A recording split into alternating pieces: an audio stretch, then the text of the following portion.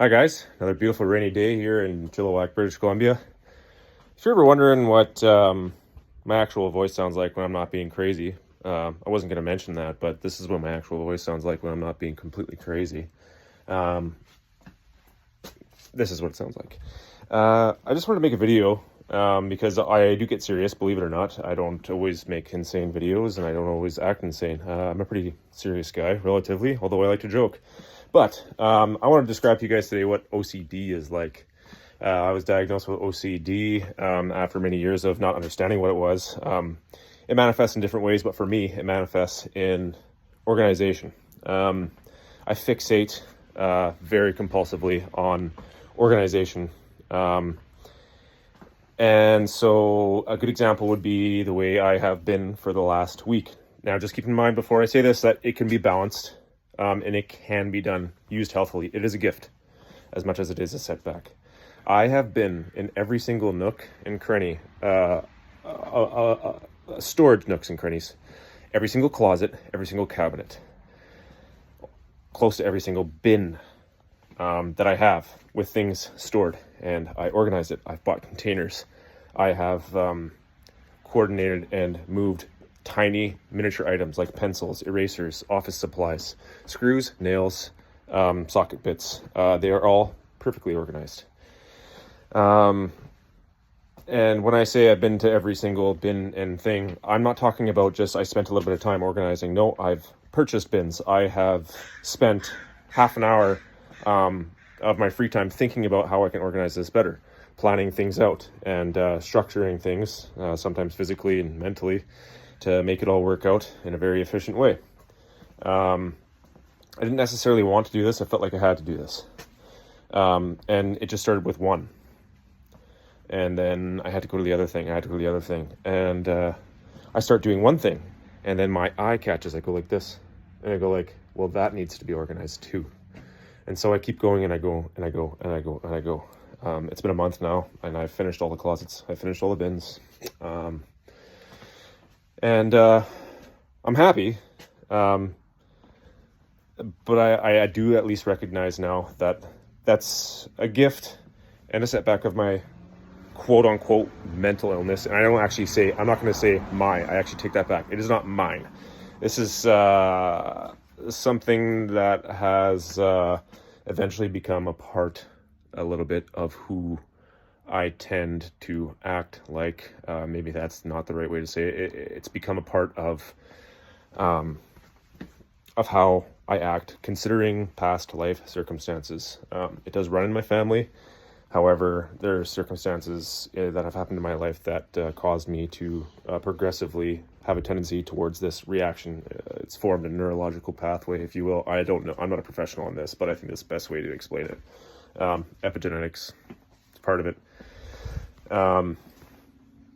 Yeah, so every single nook and cranny, all the screws, all the wrenches, all the socket bits, stuff stored on my shelves, all the bins, all the fasteners, this is work supplies, all the way down to, I don't like the way the tool pouch feels around my waist, so I am reconfiguring it all. Some would say sickness, some would say setback.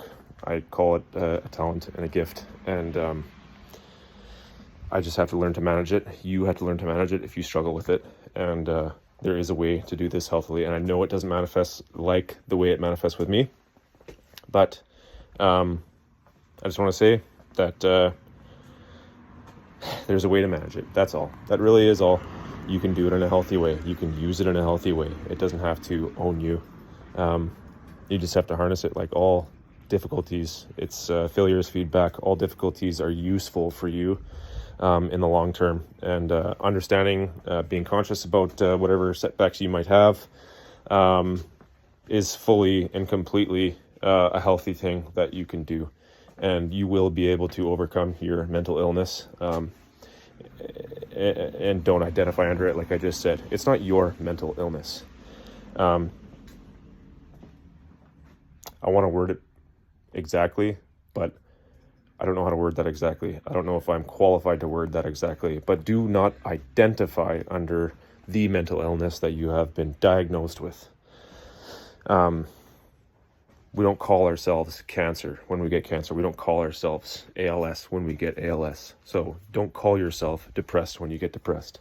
Probably a good time to say this saying, depression can't hit a moving target.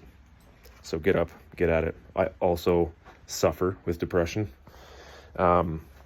Coincides and works hand in hand with the OCD, and it sucks when they start to both fire off at the same time. But the OCD helps the depression sometimes. Depression can't hit a moving target. That's going to be a good thing for you to remember. And I always move. I always keep things going. I don't like sitting down. My mind and my body sometimes want to sit down. But I know it's good for me, so I get up and I get at it. I start doing things. I work with my hands, which has been and proven to be a very healthy thing for me to keep busy with my hands. No matter what it is, I'm not necessarily accomplishing anything other than enjoying myself. Sometimes I am accomplishing things and making money on projects that I'm doing. But it's very good. It's very good to keep yourself moving. And I just want to encourage you today that if you are having incredibly deep difficulty with your OCD and depression, I've been there and I get there. I'm not done, but I'm moving towards overall learning more about it, not accepting defeat. Keep going, keep going. I have been in tears on the ground, looking up to God and saying, what is going on? So I am a firm believer in God. And that doesn't mean that just because I've gone through difficulties that he's not real.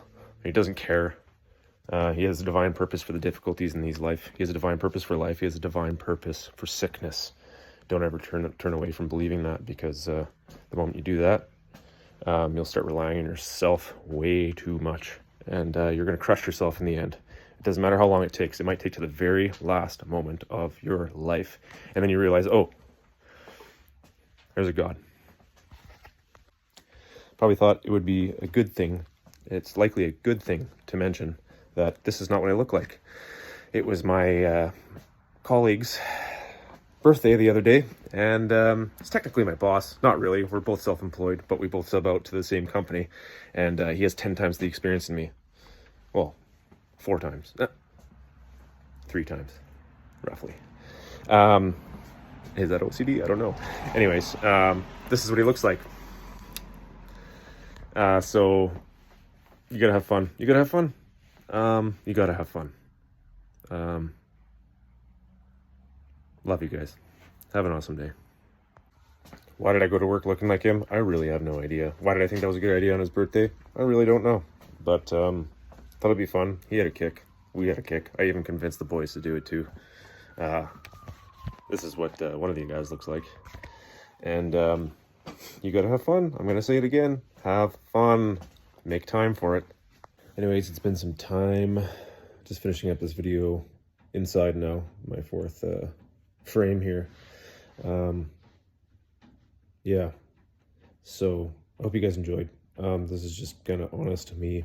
A little bit of my life, a little bit of who I am, a little bit of advice, a little bit of understanding for you, and hopefully you can have more empathy for people who have OCD, struggle with OCD and other mental health disorders, because it's not the only one.